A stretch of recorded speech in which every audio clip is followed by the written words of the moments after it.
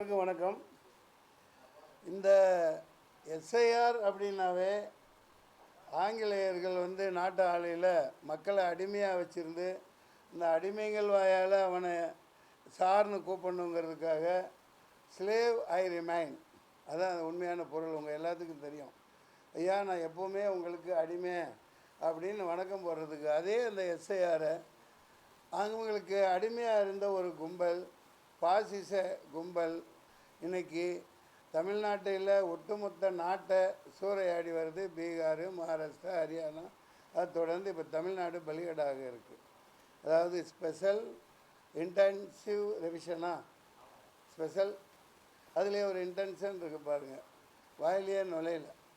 இப்போ என்ன காமெடின்னா, போன வாரமே அந்த என்னைக்கு இவங்க கொடுத்தாங்களோ, ஃபாரம் கொடுக்க போனாங்களோ, அப்போவே மக்கள் தொடர்பாளரை சொன்னேன் இதை ஏற்பாடு பண்ண சொல்லி. அப்புறம் சரி இது என்னதான் நடக்குது தெரியட்டும், ஃபார்ம் கிடைக்கட்டும்னு காத்திருந்தேன். இதை நான் என் வக்கீல், கிரிமினல் லாயர் கிங்ஸ்டன் ஜெரால்டு, அப்புறம் நிக்சன் வில்லியம்ஸ், முரளி குமரன், எல்லா லாயர்ட்டையும் என் அசிஸ்டண்ட்டு கொண்டு போய் கொடுத்துட்டு இதை ஃபுல்லப் பண்ணணும், நீங்கள் பண்ணி கொடுங்கன்னு. நீ 2 மட்டை போட்டுட்டு வேண்டாம் வா, நான் ஜாமீன் வாங்கி கொடுக்குறேன், சரியா? இது பாரத்தையெல்லாம் எங்களை ஃபுல்லப் பண்ண சொல்லாத, எங்களால் அது முடியாது, நாங்கள் படித்த படிப்புக்கு அது முடியல அப்படின்னு சீரியஸாகவே சொல்கிறேன். மிகப்பெரிய காமெடி. இந்த பாரத்தை ஒழுங்காக ஃபுல்லப் பண்ணி ஒரு சாதாரண குடிமகன், இது எதுக்கு இந்த எஸ்ஐஆர் திடீர்னு திட்டமிட்டு அடிமையாக்கி மக்கள், அதாவது தங்கத்தட்டில் வச்சு ஓட்டு போட போகிறவனை தாளாட்டி அப்படி பாராட்டி ஒரு வாக்காளர்னு ஒரு மரியாதை இருந்துச்சு. நீ என்னடா வாக்காளர் தேவையில்லைன்னு இதை அவமானப்படுத்தி கேவலப்படுத்தி தொடர்ந்து 15 வருஷமாக, எப்போ பாஜக வந்ததோ அப்போ இருந்து எல்லாம் மக்கள் தெரியும். நீங்கள் மக்களோட பிரதிநிதிகளாக தான் இருக்கீங்க. 2019 திண்டுக்கல்லில் நான் நிற்கிறேன், பயங்கர அவர்ஷன், டெல்லியில் அவ்வளோதான், இன்னைக்கு காலி, அவர் வரவே முடியாதுங்கிறாங்க. ஆனால் நடந்தது என்ன? அவர் தான் ராஜா. புலாமாலை குண்டு வெடிக்க வச்சு மக்களை பலி கொடுத்து, ரத்த பலி கொடுத்து, சோல்டுகளவே கொடுத்து மறுபடியும் ஆட்சியில் உட்காந்தாங்க. இப்போவும் அதே மாதிரி பால்காம். அதுக்கப்புறம் நான் அப்போ நடக்குது குடும்பம் முன்னாடியே இந்த தடவை இதுக்காக காஷ்மீர் போகணுன்னு டிக்கெட் போட்டிருந்தோம். 28 மே அங்கே போகிறோம் குடும்பத்தோடு. அங்கே போய் பார்த்தா அப்பட்டமாக இது எந்த வெளிநாட்டு சரி இல்லை, உள்நாட்டு. அந்த மே மாதம்தான் இந்த அப்பாவி மக்கள் காஷ்மீர் ஏழை பாலிகை அந்த ஒரு மாதத்தை சம்பாதிக்கிறத வச்சு தான் வருஷம் ஃபுல்லாக அந்த குதிரை கொண்டு போகிறது வர்றது, இந்த விற்கிறது, இந்த மாதிரி வேலைகள் செஞ்சு உதவுற வேலை எல்லாத்தையும் மண்ணள்ளி போட்டு அவங்க மேலே பழியை போட்டு இப்போவும் பாருங்கள் நூற்றுக்கணக்கான வீடுகள் இடிக்கப்படுது. இப்படியே தொடர்ந்து பண்ணிகிட்ருக்காங்க. இந்த கூட்டத்தின் நோக்கம் எஸ்ஐஆர் ஒழிக்கப்படணும். இது வேணாம், தூக்கி போடு.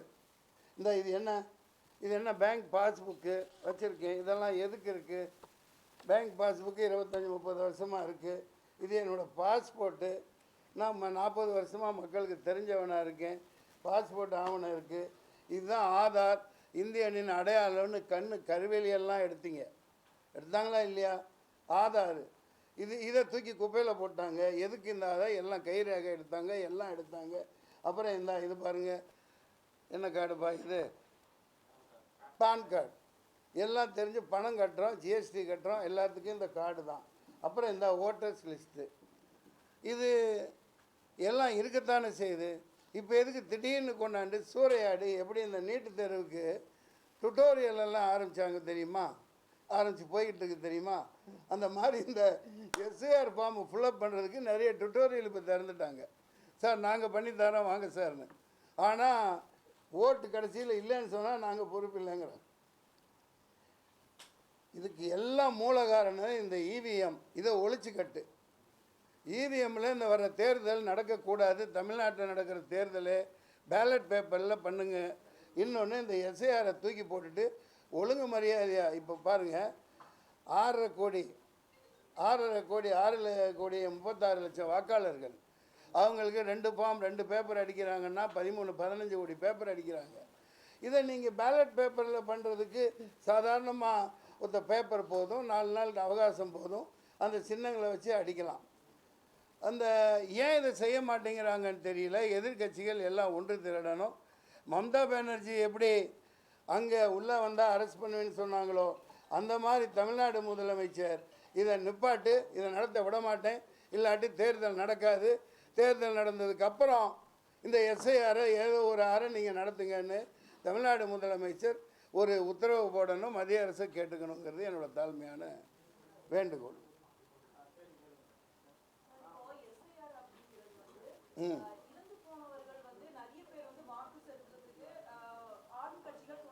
சார்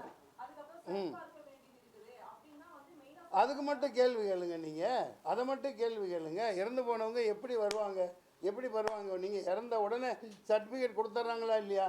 பல இதுக்கு காரணத்துக்கு பேங்குக்கு இதுக்கு கடன் வாங்க மற்ற லீகல் இஷ்யூக்காக அடுத்த நாளே இறந்தவங்களுக்கு சர்டிஃபிகேட் கொடுத்துட்றாங்க. அந்த சர்டிஃபிகேட் அந்த ஆஃபீஸ்லேருந்து வாங்க தெரியாதா இந்த மண்டுவங்களுக்கு? எல்லாம் எங்கள் தலையில் தான் சுமத்தணுமா? நாங்கள் ஆயா ஓட்டு போடுற அன்னைக்கு போய் ஓட்டு போடுவோங்க. அதை நீங்கள் பறிக்கிறதுக்கான தான் இது திட்டமிட்ட சதி. It's a scam, it's a scam, preplanned scam. Gyanesh Kumar மிகப்பெரிய ஒரு மோசடியால் உட்கார வச்சுருக்கிறாங்க மத்திய அரசு. இது இன்னொன்று, இது எதுக்காக இந்த எஸ்ஐஆர்? குடியுரிமை சட்டத்தை உள்துறை அமைச்சகம் தான் கையில் எடுக்கணும். இவங்க எடுத்தால் அது கிரிமினல் குற்றம். அதன்படி ஒரு அரசு செய்யப்படணும். ஞானேஷ்குமார், நான் இன்னைக்கு சொல்கிறேன், இந்த மொல்ல மாதிரித்தனத்தை நிறுத்துங்க. தமிழ்நாடு முழுக்க போராட்டம் பண்ணணும். நான் இந்த democratic tigers of India DTI சார்பாக ஒட்டுமொத்த எல்லா கட்சிகளும் இறங்கி இந்த இவிஎம்மை எதிர்த்து, இவிஎம்மில் நீ ஓட்டு போட முடியாது, நடத்தாத. அதில் என்ன தப்பு இருக்க முடியும்? இல்லாட்டி தேர்தல் நடத்தாத. எலான் மாஸ்க்கு நிறுத்தி சொல்கிறாங்க, எல்லா உலக பெரிய நாடுகளும் இவிஎம்மை தூக்கி குப்பையில் போட்டான். மேனிப்புலேட்டிங் மெஷின், அது ஒரு உருட்டுறது, சோழி உருட்டுறது. அதை வச்சு தானே எல்லாம் இவ்வளவு அநியாயம் பண்ணிகிட்டு இருக்காங்க. கேளுங்க சகோதரி.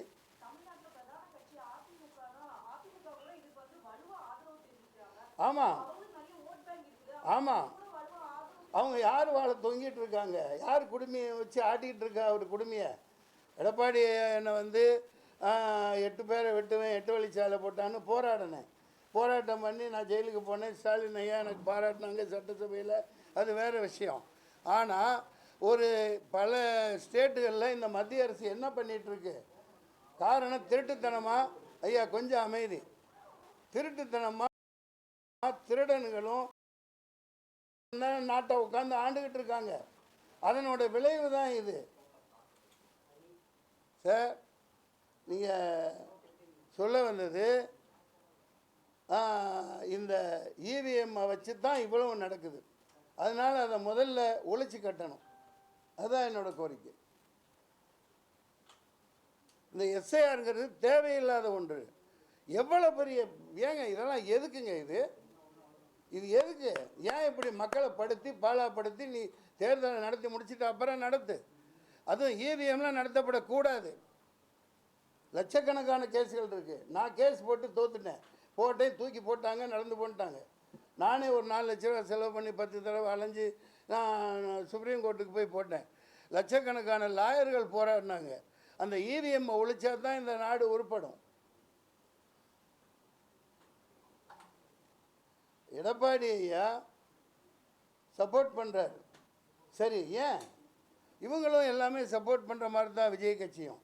ஏன்னா அவர் இப்போ ஆளுங்க மத்திய அரசு, நடுவண் அரசு, நம்ம ஒன்றிய அரசால் இறக்கி விடப்பட்டவர்னு இப்போ தான் எனக்கு தெளிவாக தெரியுது. இப்போ முன்னாள் முதல்வரை தூக்கி போட்டு மர்டர் பண்ணிட்டாங்களா இல்லையா? யார் பண்ணாங்க? அப்போ இருந்து சொல்லிட்டு தான் இருக்கேன். நானும் கேஸ் போட்டு பல இதுகளுக்கெல்லாம் தகவல் உரிமை சட்டத்தில் போட்டு இவ்வளோ வச்சுருக்கேன். நான் எதுவுமே எடுபட மாட்டேங்குது. 75 நாள் இங்கே நடந்து போவேன் அப்போல இங்கேருந்து 75 நாள் ஒரு இப்போல்லாம் கேமரா என்ன எவ்வளோ பார்த்துங்க. வீட்டை விட்டு போனால் செல்ஃபி எடுக்கிறீங்களா இல்லையா? கான்டாக்ட்லேயே இருக்காங்களா இல்லையா? அப்படி இருக்கையில் 75 நாள் யாருமே பார்க்க முடியல.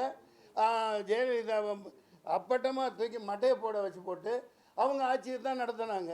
இப்போ இந்த முதல்வரை போட்டு தள்ள முடியல. அதனால் இப்போ மறுபடியும் இவங்களுக்கு அடிமைகள் தேவைப்படுது. பாஜக நிச்சயமாக ஒழிக்கப்பட வேண்டியது. நான் இதை நிச்சயமாக, அதாவது அவங்கவுங்களுக்கு எனக்கு எந்த விதமான மதவாத அடிப்படையில் எந்த காலத்துலேயும் நான் பேசுனது இல்லை. ஆனால் இன்றைக்கி தமிழ்நாடு சூறையாடப்படும். தமிழ்நாடு இந்த எஸ்ஐஆர் மூலமும் இவிஎம் மூலமும் நாசம் பண்ண இருக்காங்க. திருப்பூர்லாம் போய் பார்த்தா என்னங்கிறது உங்களுக்கே தெரியும். ஓட்டுரிமையை தீர்மானிக்க 10-15 தலைமுறையாக பெங்களூரில் வாழ்கிறவன் தான் அங்கே ஓட்டு போட முடியுது. இன்றைக்கும் தாராவி பம்பாயில் ஒரு 2-3 லட்சம் பேர் ஓட்டு போட முடியல. எத்தனை தலைமுறையாக இருந்தோம். இவங்க நேற்று வந்து அவனுக்கு தூக்கி கொடுத்துட்டு பீகார் அங்கே ஓட்டுக்காரங்கயா இந்தா ரேஷன் கார்டு மாற்றுற மாதிரி, இது மாற்றுற மாதிரி, பான் கார்டு மாதிரி, கேஸ் கனெக்ஷன் மாற்றுற மாதிரி ஓட்டு கொடுத்துட்டு போயிடுவீங்க. நாங்கள் உங்களுக்கு சிங்சாங் கட்டிட்டு இருப்போமா? நடக்கிறது வேற.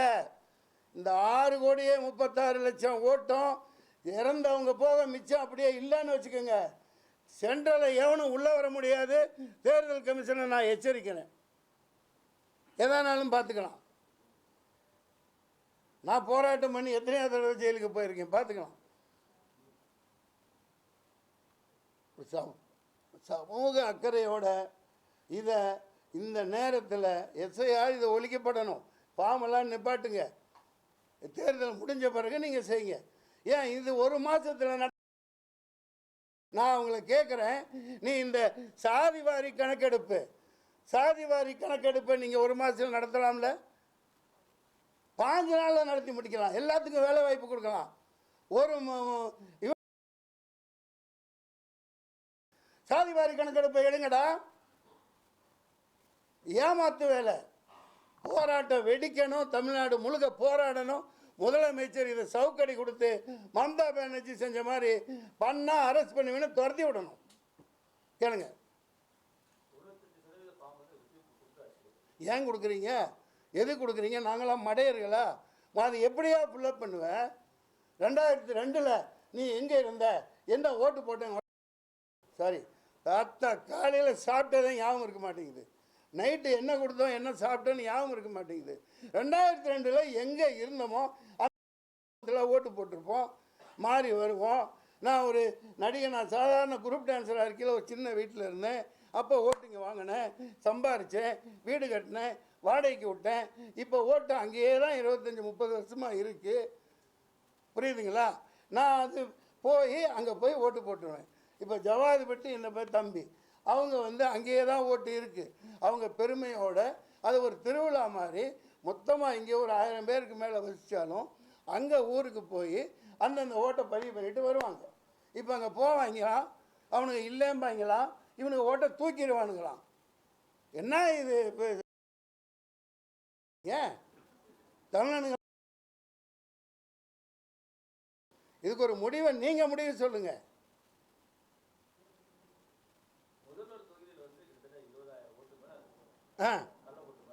கள்ள ஓட்டு நீ போய் தடு. நீ எதுக்கு வச்சிருக்காருத்தானே அந்த இது சிபிஐ, அப்புறம் அது என்னப்பா இருக்குது, இடி அனுப்புறீங்கள, இடி அனுப்பிச்சு காசை பிடுங்குறீங்களா இல்லையா? அந்த கள்ள ஓட்டு எதுன்னு எடு. 4 பேர் அதிகமாக போடு. யார் தடுக்கிறா அவங்கள? கள்ள ஓட்டுன்னு சொல்கிறீங்க. இவங்க நல்ல ஓட்டில் ஜெயிச்சு வந்திருக்காங்க. இதுவே கள்ளத்தனமானது தானே. சுப்ரீம் கோர்ட்டு சுமோட்டோவா தானாக முன் வந்து வழக்கு போடுறது என்னது? சுமோட்டோ தானே. அதன் அடிப்படையில் முதல்ல இதை ஒழிச்சு கட்டணுமா இல்லையா? அந்த இவிஎம்மை சார் எத்தனை 15-16 வருஷமாக சொல்லிட்டு இருக்கோமா இல்லையா? இவிஎம் இது ஏமாத்து வேலை, கொட்டை உருட்டுற மெஷின் அது. அதை வச்சுட்டு தானே பொழப்பு ஓட்டுறீங்க சார். நீங்கள் பாஜக நல்லவர்கள் இருக்கலாம், ஒரு தீவிரமான மதவாதிகள் இருந்துட்டு போங்க, எனக்கு அதை பற்றி கவலை இல்லை. நீங்கள் நல்ல முறையில் ஒழுக்கமான முறையில் ஜெயிச்சு வா. மக்களை ஏமாற்றி அயோக்கியத்தனம் பண்ணி மொளை மாதிரித்தனம் பண்ணி தான் இவிஎம்ல ஜெயிக்கிற. அப்புறம் நீ என்ன பெரிய தூக்கி போடணும். இப்போ பீகாரில் கொதிச்சு போயிருக்காங்க, போராட்டம் பண்ணுறாங்க, எல்லாம் பண்ணுறாங்க. நீ எதை பண்ணாலும் நான் இப்படித்தான் கலவை தூக்கி மனையில் வை அப்படின்னா எப்படி சொல்லுங்க? அப்பட்டமான இன்னைக்கு சொல்லலையே, எல்லாத்துக்கும் தெரியுமே.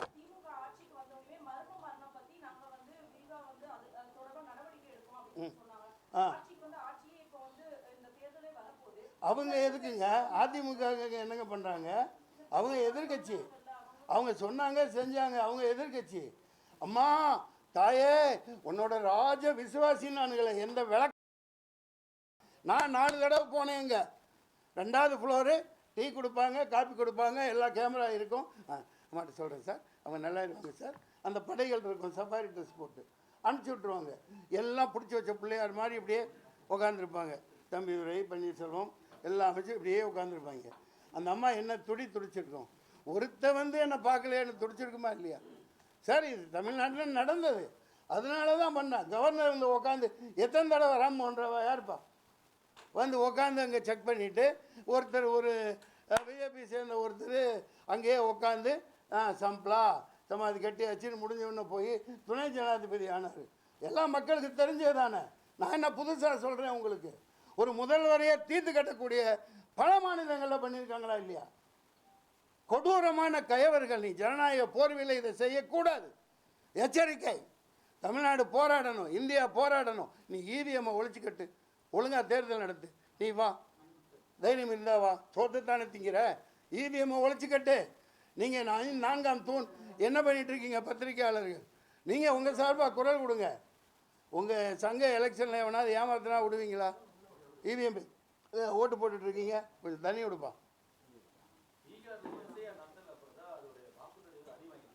ஆ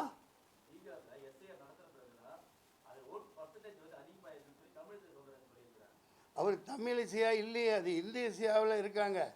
அவர் ஐயோ ஐயோ ஐயோ, குமரி அனந்தன் எப்பேற்பட்ட மாபெரும் மனிதர். அவர் தமிழ் கற்றுக்கணுன்னா ஒரு சமூகம், ஒரு மிகப்பெரிய ஒரு சமுதாயம் கடன்பட்டிருக்கு அவருடைய தமிழுக்கு. அப்படிப்பட்ட ஒரு தமிழ் வித்தகருக்கு, குமரி அனந்தனுக்கு பிறந்த இந்திய இசையை பற்றி என்ன பேசுகிறீங்க? அதிகரிச்சிருக்குன்னா அவங்க அதிகமாக போடுவாங்க, அவங்க காட்டுறது தானே. சொல்லி ட்ரங் ட்ரங் ட்ரங் ட்ரங் டக், அதான் அவங்க தான் ஜெயிப்பாங்க.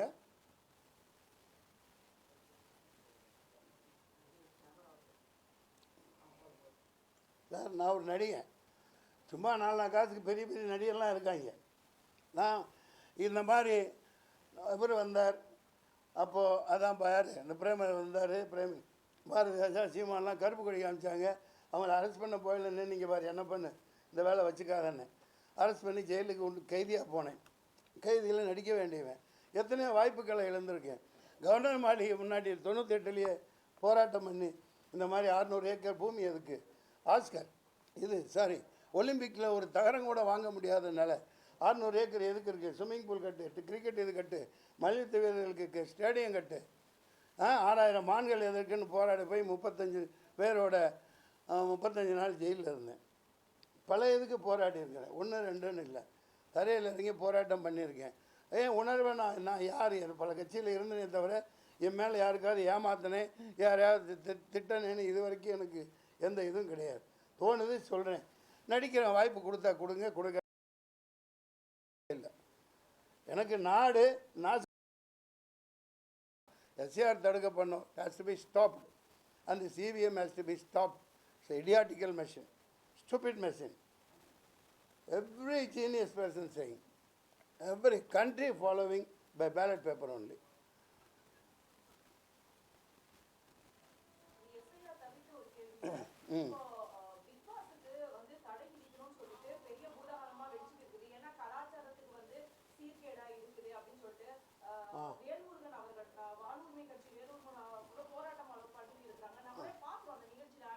இப்போ நான் இது 2க்கு கூட்டியிருக்கேன். நீங்கள் பிக் பாஸ் கேம் போகிறீங்க, நீங்கள் அதை ஏன் பார்க்குறீங்க? நான் அந்த கருத்தை பார்க்குறதே இல்லை. எவனா அவங்க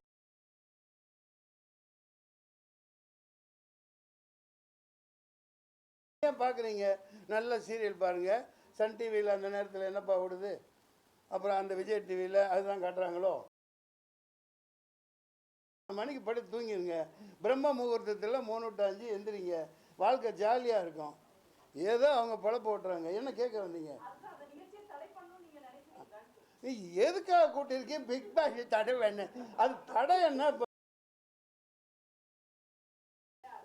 அவங்க சம்பாதிக்கிறாங்க சமூகத்தை. இதுதான் சீரழிக்குது. பிஜேபி சர்க்கார் தான் சீரழிக்குது. இந்த எஸ்ஐஆருங்கிறது நீ என்னைக்கு எனக்கு அடிமையாயிரு, நான் இப்படி தான் பண்ணுவேன். எல்லாம் 5-6 வருஷம் முன்னாடி நான் இந்த இதை ஆரம்பித்தேன், டிப்டாப் தமிழான்னு. அது அந்த ஒரு சகோதரர், அதான் அந்த யாருப்பா அவர் பேர், இப்போ ஆதி தமிழை கொச்சையாக தவறாக சொன்னதுனால நான் டிப்டாப் தமிழான்னு ஆரம்பித்து அதுலேயே ஒரு வரி வரும், தேர்தல் ஆணையம் மோதிவிட்டு பூணையம் தெளிவாக வரும். அது அப்படியே தான் இன்றைக்கும் இருக்குது. போராடணும், அதே இதில் போராடிக்கிட்டு இது ஆரம்பிக்கலை. இது மிகப்பெரிய போராட்டமாக உருவெடுக்கணும். இது நிப்பாட்டப்படணும். இவிஎம் நிப்பாட்டப்படணும். ஏங்க பேலட் பேப்பருங்க, சும்மா ஒரு பேப்பர். என்னது இன்ன காலம், இந்த காலத்துக்கு என்ன வந்துச்சு? ஏன் இந்த காலம் கற்காலமாக அது? ஏன் அமெரிக்கா கற்காலத்திலேயா இருக்கான்? பிரிட்டிஷ் கற்காலத்திலேயா இருக்கான்? ஏப்பா இந்த அம்மா கேட்குறாங்க பெண்மணி, கற்காலத்துக்கு போறியே. அப்போ ஏன் நம்ம சம்பிரதாயம் குடவோலைன்னு தமிழன் முத கண்டுபிடிச்சது, அதை ஏன் கைவிடுறீங்க? அது சிம்பிள். சிசிடிவி இருக்கா, சிசிடிவி ஃபுட்டேஜ் இருக்கா, எல்லாம் பார்க்குறாங்கல்ல. பூத் கேப்சர் நடந்தாலும் பார்க்கும், கமிட் ஆகும். பேப்பரில் குத்து மடி உள்ளே போடு, சந்தோஷமாக போய் தூங்கு. இது எதுக்கு? சங்கு ஊதிடுவான், இந்தியாவை ஊதிட்டான் இவிஎம்மை வச்சு. இன்னும் உங்களுக்கு உணர்ச்சி வரலை, உங்களுக்கு நீங்கள் போராட தோணலை. லட்சம் வக்கீலுங்க போராடி போராடி செத்துட்டான். அதை இப்படி தான் நடத்துவீங்கிறான். தேர்தல் அப்படியே நடக்குது. என்ன நடத்தி இப்படி என்னத்தை உன்னத ஆட்சியை கொடுத்துட்டான்? எல்லாம் அடிமையாக்கி தானே வச்சுருக்கான். அதானி போட்டு, அதானி இது, அம்பானி. இந்த கோழி இல்லை, கோழி ஜிஎஸ்டின்னு போட்டு அதுக்கு உதாரணம் சொன்னால் அதான் இங்கே படித்தேன். ஃபுல்லாக எல்லா முடியும் பிச்சுட்டு, எல்லாம் ஒரு சேவலில் உள்ள ஒட்டு மொழி எல்லாத்தையும் இறக்கையை பிச்சுட்டு கீழே போட்டவுடனே 4 தானியத்தை எடுத்து போட்டால் அது நகர்ந்துக்கிட்டே வந்து கொத்தி திங்கும். இங்கே பார், ஜிஎஸ்டியில் குறைச்சிட்டேன், ஜிஎஸ்டியில் உங்களுக்கு குறைச்சிட்டேன். வரி போடுவாங்களாம், வரி மேலே வரி போடுவாங்களாம். டோல்கேட்டு லட்சக்கணக்காக கோடி, லட்சம் 1000 கோடிக்கு கொள்ளையடிச்சு நிதின் கட்கரி இங்கே ஒரு கல்யாணம் லட்சம் கோடியில் நடத்துகிறாங்க. இதுதானே நடக்குது. அதானி அம்பானி காலில் போய் கொட்டிக்கிட்டு எல்லாத்தையும் அவங்களோட அஜெண்டா, அந்த பஞ்சதந்திர கதைப்படி அவங்க ஆட்சியை நடத்திட்டு இருக்காங்க. போட்டு உருட்டுறது புரட்டுறது, மக்களை அடிமையாக தான் வச்சுருப்பாங்க, படிக்க விட மாட்டாங்க. அது வெளிப்படையாக தெரியுது ஐயா.